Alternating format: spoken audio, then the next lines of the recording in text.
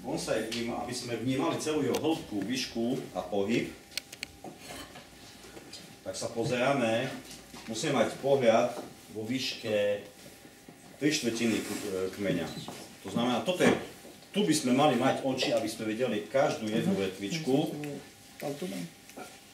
Hej. To znamená, ja vidím všetky vetvy, spodné, stredné, vrchné, všetky. Hej. Tu by som mal vidieť. Keď si pozrite fotky z japonskej výstavy, tí ľudia sa kláňajú tým bonsajom. Tak sú nastavené tie stromy. V Japonsku majú bonsaje, či budete veriť, či nie, neuveríte, onú úctu. Hej, tam sa trošku ináč správajú ľudia v prírode ako u nás. Preto sú tam aj ceny, u nás keď si pozrite, že to je drahé, tam je to, sa Japonec príde, sa zasmeje. Toto, čo u nás stojí 100 eur, tam stojí 2000 eur. Doslova. Takú má hodnotu u nich bonsai. To znamená 3/4 výšky kmeňa. Toto je štýl mojogi, to znamená voľne vzpriamený, kde vrchol stromu sa musí nachádzať vo spätí šírky koreňových nábehov. To znamená, akokoľvek sa ten stromček bude neviem kde vlniť, vrchol sa vráti nad koreňové nábehy. Hej. Viditeľnosť stromčeka je, viac menej sú tu stále tretiny, to znamená 2/3 výšky bonsaju je zelená hmota, 1/3 je viditeľnosť kmeňa, ktorá by mala byť vidieť, celého kmeňa. To znamená, keď si pozriem z boku, zo zadu, 1/3 kmeňa musí byť vidieť. Hej. Čo sa týka pohybu, tak 2/3 kmeňa by malo byť vidieť celkovo. Hej. Celý kmeň. Hej. Tu je to vidieť na tom javore tiež. Tento je teraz v bezlistnom stave, ako sme vraveli. V takomto štádiu sa aj v Japonsku vystavujú. Keď sa pozriete bližšie, oni už pukajú pekne. Hej. Stromček bol presadený minulý týždeň, je to peknej misky. Zase 2/3 kmeňa je vidieť, aj keď sa zazelená. Hej. Len vrchná tretina kmeňa bude zelená. Hej. Najcennejšia u bonsaju je konicita kmeňa. Hej. To sú najcennejšie stromy, ktoré majú, oni pomerujú 1:7. To znamená, keď má kmeň dole 7 cm, tak ideálna výška proporčná pre náš pohľad, pre naše ľudské oko je potom 49 cm, 1:7. Bavíme sa o štýle mojogi, hej, voľne spriamený. Hej. Tam je tých 7 cm taký dobrý pomer. Taký model stromu ako... Áno, taká zmenšená kopia stromčeka. Zmenšená kopia. Doslova. Ale so všetkým. Aj malé listky, hej. To znamená, tam potom je dôležité ten výber tých stromov, ktoré chceme, lebo máme aj javory, ktoré majú také maličké listky, ale sú aj s takými veľkými, hej. Tam už potom ďalší taký dosť často využívaný, by som to nazval, taká práca s tým bonsajom je defoliácia, to je tzv. Odlistenie, keď v júni sa ukončí rast listkov, hej, a začnú sa nám v tom takom koreňu toho listka už vytvárať zárodok listka na budúci rok. A do júna, do konca júna je ten zárodok už vytvorený, hej, a vtedy ja vezmem nožnice a všetky listky odstieram dole. Docielim to, že do júl, august, do konca augusta je ten stromček naspäť zelený, ale vyjdú listky, ktoré boli pripravené na budúci rok. Ale už oni nemajú toľko energie, jak tieto z jary, hej, už sú menšie. A vtedy je ten taký efekt toho stromu taký, že top. Hej, tam je ten pomer, vtedy výška stromu, hĺbka kmeňa. To je také isté, ako keď v pomere sa zmenšia. Áno, áno. Oni už nemajú toľko energie. Hej, to je defoliácia, je to bežné, hlavne na fikusoch. Hej, stále. A tam je toto dobre, že vlastne vy ho strihate, my stále strihame, začnú sa letné prázdniny, strihame stromy. Všetky hráby, buky, no buky nie, hráby, javory, fikusy, tam, kde sú väčšie listky, všetko to osekáme dole. Hej. A v tom najväčšom teple, júl, august, vtedy vyrašia pekne, musia byť na plnom slnku, to je podmienka.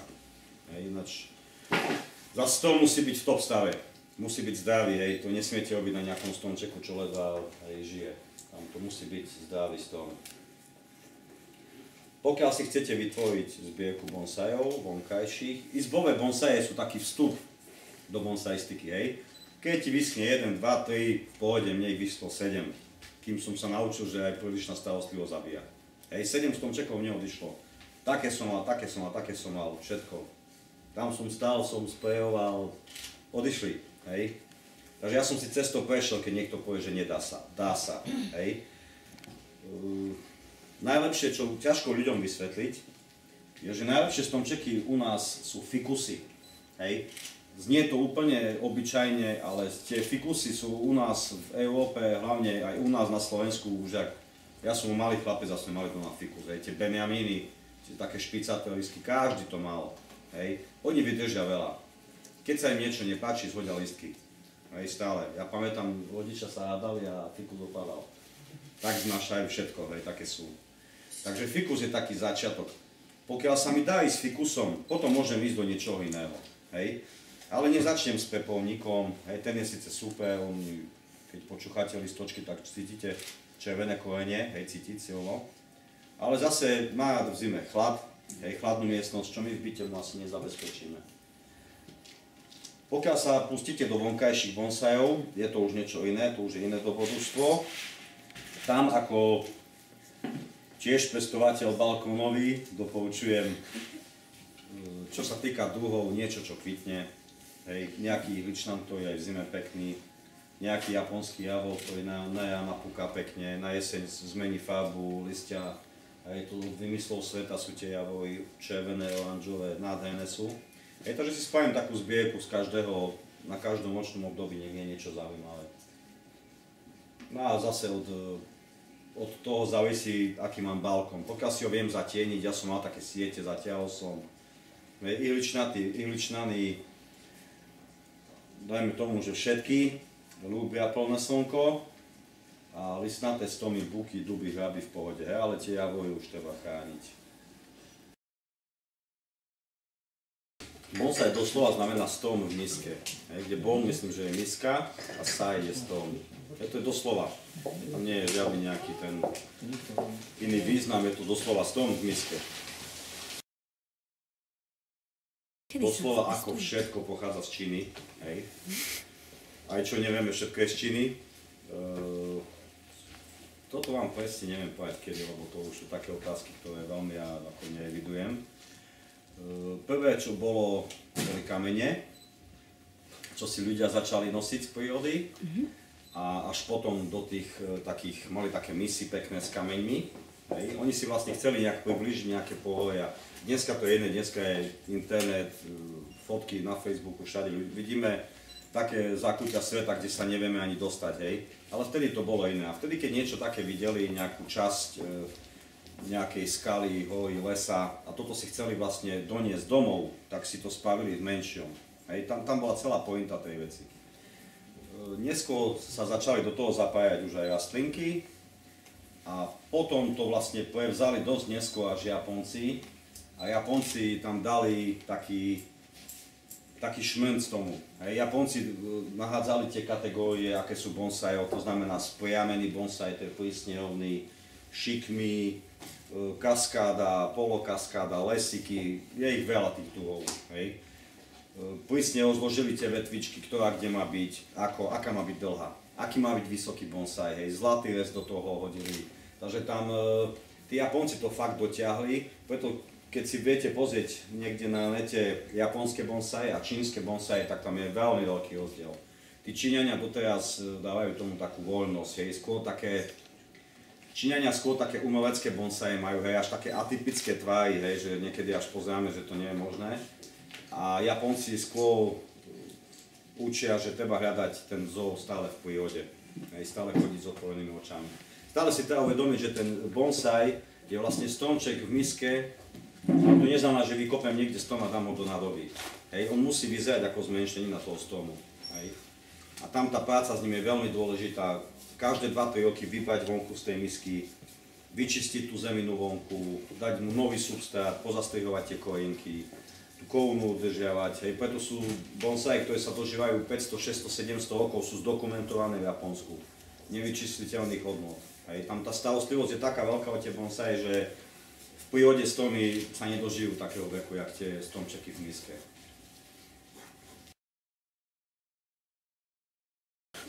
Kúpili sme si počítač asi pred 11 rokmi, zapojili nám internet a prvé, čo som napísal do Google, bolo bonsai. Nikto nevie prečo, to bolo také spontánne, ja už som sa viezol, už to išlo. Taká láska na prvý pohľad bola.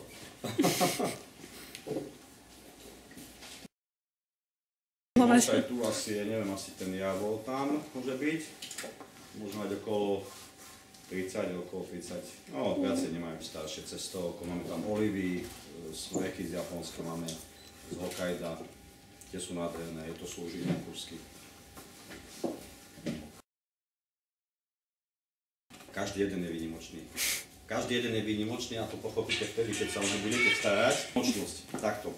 Ľudia niekedy sa pýtajú, že prečo ten stromček stojí 11, prečo stojí 30, prečo stojí v takejto veľkosti stromček 1900 € sú. Hej.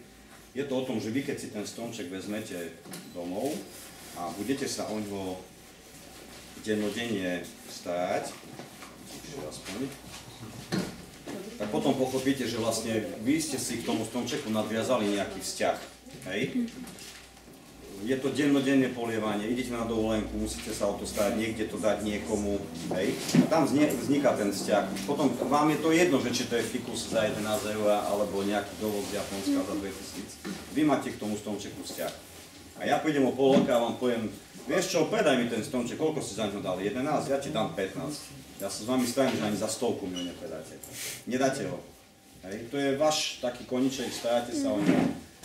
To už je o vzťahu, poznám ľudí, čo majú v kuchyni na okne, ráno vstane, zaleje si kávu, poleje stromček, ostriha ho, porozpráva sa s ním. To je ako, niekto má psíkov, hej, niekto má bonsai, je to živé stvorenie, to nie sú známky, že dneska nemám čas, šup do šuflíka, hej. Živosť je veľmi dôležitá a najdôležitejšia, čo sa každý smeje, je polievanie, hej. Nič iné nemusíte robiť, len polievať ten stromček denne, nič iné. Ostatné všetko vlastne sa dá u nás v Bonsai Center spraviť. U nás je vlastne ten servis cen, ja vám ukážem, ako sa striha, ako sa presádza, ale polievať nemôžem chodiť ani komu domov, hej. Takže Japonci to majú dobre premyslené, majú svoj substrát na bonsai, ktorý sa volá akadama. Je to pálený granulovaný íl a vidíte ho na každom povrchu tohto stromčeku. Buď do toho sadíte komplet, hej, alebo použijete na vrch substrátu centimetrovú vrstvu, ktorá keď je mokrá je taká tmavá a keď je suchá je taká svetlá. Vidíte rozdiel? Ja neviem, jak nestíham, idem okolo na okne, vidím, suchý je, treba poliať. Hej. Takže to je také ako polievanie, zaliať poriadne. Prosiť so spašovačom a také veci vo filmoch, hej, treba ho poliať. Stále už opakujem 1000-krát, keď som smedný, nejdem sa osprchovať, napijem sa. To isté. Zaliať poriadne, až keď sa zo spodu vylieva voda do tácky, do tej podmisky, vtedy je stromček dobre poliatý. Hej, už časom si nájdeme zhruba, hej, či deci, či 2, už ten odhad budeme mať, nebudeme stať, budeme mať čakať, kým sa zo spodu vyleje voda. Vládne. Hovorím, čo je najdôležitejšie polievať. Ostatné donesiete k nám. Ja vám ukážem, koľkokrát bude treba, jak to treba strihať. Len polievať musí každý. Bonsai máme v izbe vlastne na parapetách, ale vonkajšie bonsai sa zimujú, tak to voláme zimovanie. Je to ochrana stromčeka pred silným vetrom, nepotí, mrazu, pozor. Hej. Tie stromy sú vonkajšie, oni sú zvyknuté na hlboké mrazy. Jediné, čo treba chrániť, je koreňová sústava. Tá, ako vieme, je vonku v zemi, takže je chránená. To znamená, tieto si, buď si vezmeme také bedničky, jak sme niesli, vyložíme ich s polystyrénom, položíme tie stromčeky dnuka, najprv ich poriadne zalejeme a potom buď obsypeme nejakou mulčovacou pilinami, hej, to je jedno, s čím treba to zazimovať pekne.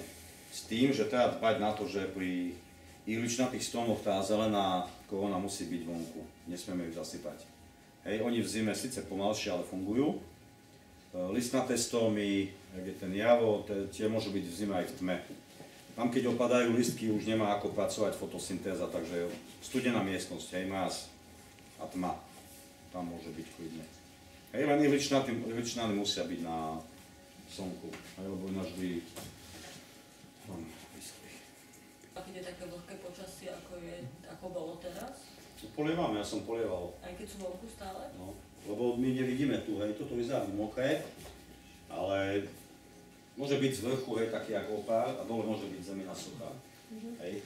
Len treba sledovať večer, treba pozerať počasie, keď hlasí mráz, tak vtedy nepolievame. Lebo keď stromčeky, čo je sranda, v zime väčšinou od bonsai odchádzajú na jar. Ľudia ako si pozabudnú, že už je koniec zimy a nepolievajú. V zime stačí nahádzať sneh. Hej, v zime my nahádžeme na nich sneh, pomaličky sa uvoľňuje. Keď mrzne, aj ten sneh je zameznutý, pokiaľ je odmek, povolí sneh a poleje. Hej. Ale na jar nejak ľudia pozabudnú, že však už treba začať polievať a vtedy odchádzajú. Hej, bonsai. Takže tam treba dbať na to, že by ten koreňový bal bol poriadne zaliatý.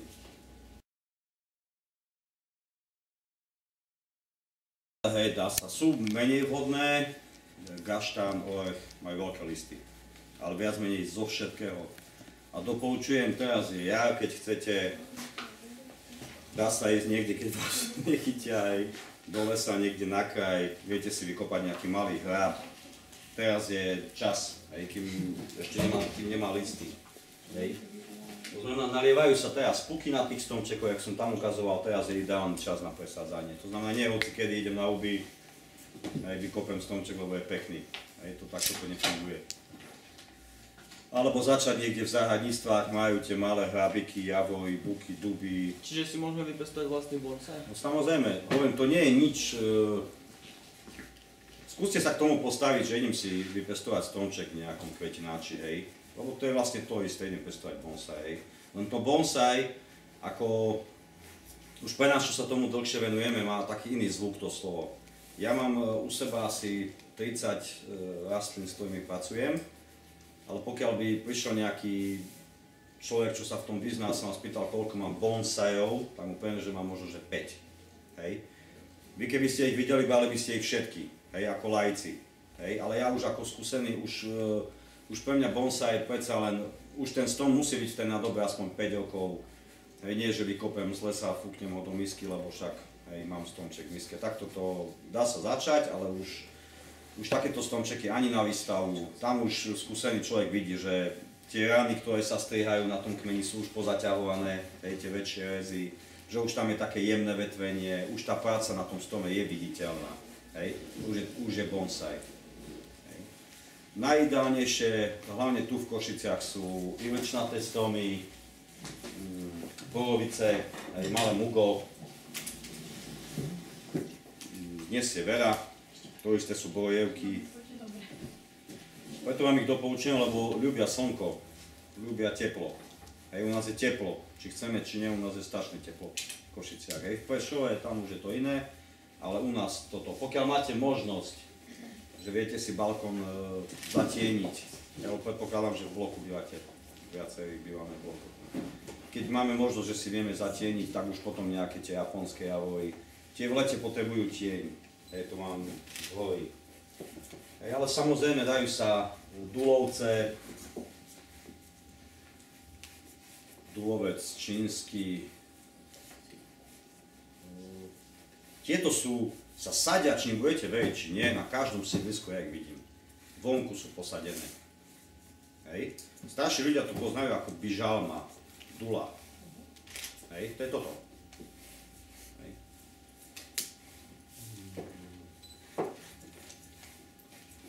Tak ešte tis pozná každý, hej, 100 mŕtvych. Sadia sa na cintoríny, všade sú to najhodnotnejšie stromy v Japonsku. Z toho dôvodu, že pomaličky rastú. Hej. Že v každej japonskej záhrade nájdete borovicu, javol, azalku, hej, ktorá kvitne, a tis. Hej. Ďalší tu máme natržník, potentila, náš žlto kvitne. Všade sú také ceruzky, pred bloky to sadia, také žlté kvietky majú pekné, aj biele, aj ružové, potentila. Hej, to je taký odrezok len. To je, myslím, že greš. Hej. Takže fakt, tam je neobmedzené, z čoho chcete. Fakt, z čoho chcem, toto si zasadím.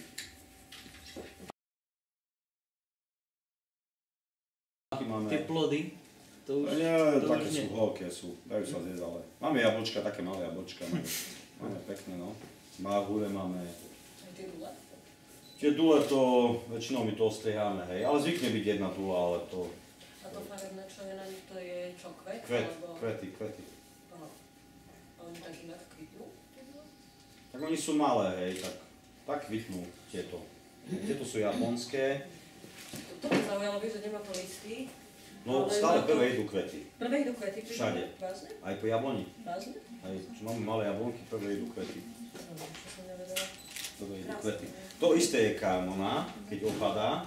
Hej, lebo prvé, čo keď si donesiete domov bonsai z obchodu, či neviem, že odo mňa, to je jedno, niekde si kúpite izbový bonsai, prvé, čo sa stane, donesiete ho domov, či do týždňa, či do 2, či do mesiaca, opadá. On opadá, on sa musí nejak aklimatizovať na to nové prostredie a jednoducho opadá. A vtedy každý, čo zrobí vyscholý bonsai, šup ho dobehne. On nevyschol, on opadal, hej. Vtedy, keď sa začne aklimatizovať, začne pekne na novo pukať, hej, tak tiež pri týchto vyjdú prvé kvietky. Hej. Najprv kvitne, až potom idú listočky. Nie, to sú tie štýly, každému čo sa páči, hej. Niekomu sa páčia stromy na lúke, veľké košaté koruny, hej, tak sú aj také rovné, hej. To je podľa štýlu. Tieto sú ako tvarované ako čínsky drak, hej, to bol ako taký vzor, ale rastú viacej pokútené stromy v prírode. Hej, stačí ísť do Tatier sa pozrieť, ak sú tie stromy stočené, hej, čo v zime stále tam na to sadne tá vrstva snehu, alebo nejaký macko uško tam šlape po ňom furt, hej, takže oni sú tie stromy vodné. Hej. Potom zo skal, keď rastú dole, hej. Všetky tie štýly, čo som vám spomínal, som nedonesol knihu, všetky tie štýly sú zakreslené v každej jednej knihe, hej, a tie štýly sú ten zdroj je príroda. Hej, takže tak, jak vidíte zo skaly, keď rastie dole ten strom, alebo rastie na lúke, hej, tak to všetko je zakreslené a máte to ako také vodítko. To znamená, keď začnem tvarovať, pozriem sa na ten stromček a no, tá čo ste vás spravím, vezmem si knižku a pozerám na kaskádu, na polokaskádu, lesík asi nie? Či? Zvojme z neho lesík? Tu ich máte zakreslené, tie štýly. No môže, tam sú techniky, ako sa to robí, máme aj také bonsaje, sa mohol doniesť. A vlastne on rastie ako keby na skale. Hej. Tam tie korene vlastne, predstavte si skalu a tie korene vlastne okolo idú dole až kým do zemi. Dá sa to spraviť, len to je na dole vysvetľovanie ako. Dá sa to. Tak keď vám vysvetlím tak zjednodušene, tak začnem pomaličky odkrývať tie korene. Ja sadiť stále do hlbšej, odkryjem zase do hlbšej. Hej. A postupne tie korene obnažujem. Hej. No, potom nepotrebujú vliv. Potom keď sú také dlhé, niekedy sú aj také, čo presádzam stromy, tak sú zatočené kvetinači, tak sa to pekne rozbalí, položí sa to na skalu, obviaže sa to s nejakým špagátom, nech to pekne sa prichytí k tej skale. A dole je zemina, tak sa to polieva. Oni ak začnú húbnuť, oni sa tam začnú chytať. Hej. Sú tie techniky, sú nespočetné množstvo techník.